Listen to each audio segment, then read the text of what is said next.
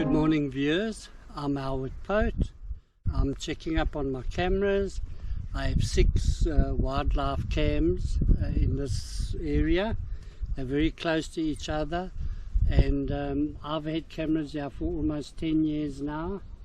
It took about 3 years for me to get used to this area, to find what I wanted to video, and I decided to video blue duikers because very little has been recorded over the years. I don't see anything on Google, so I don't think much has been recorded on blue duikers. So basically, in the 3 years, it took about 3 years for this blue duiker family to get used to my scent, get used to me, and also to trust me. And after about 3 years, then when I left the cameras, within a few minutes they were around the cameras, moving around, so they felt comfortable. So then I knew I was able now to video their behavior, which I was after.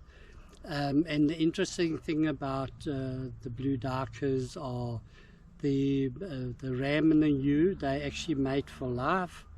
So they stay together as a unit, not like other antelope in Africa. And the blue duikers are the smallest antelope. So basically, the other interesting thing is on the blue duikers is the ram and the ewe both have horns. And so they stay together, they mate for life, and every 6 or 7 months they have a kid. And over the 10 years, I've captured all their kids. I've basically named them, given them names. There have been different names. The one I called Freckleface because he had a little white spot here. He was actually quite easy to identify. Some of them have been difficult to identify, you know, if they ever come back in the area.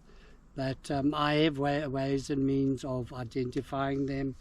The latest kid now is about 5 weeks old. I was able to capture him at about a week old. From a week old, he's got incredible energy, and the way I've moved my cameras, I was able to capture the speed this little one travels at, and basically what he did for the first few days, he just ran up and down, up and down.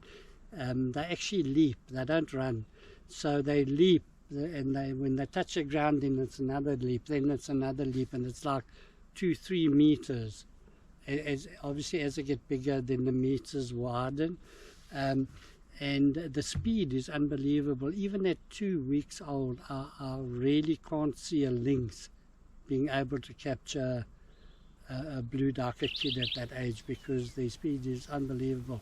I've actually named this one Red Bull because the speed he travels, and so much energy, and he's running around the cameras and around. He doesn't know the cameras are there, but sometimes luck is involved, the way I put out my cameras, and I'm able to capture him, you know, running around in different areas and back again and back into this little bush.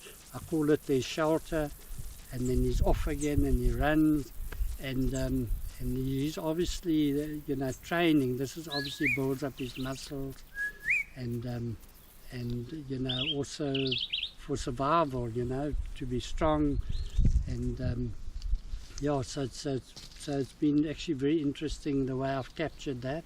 So I've captured other things with the blue duiker kids. Incredible things are. There's one blue duiker kid actually had his back to the camera, and he was busy eating. They tend to eat a lot of leaves that are on the ground.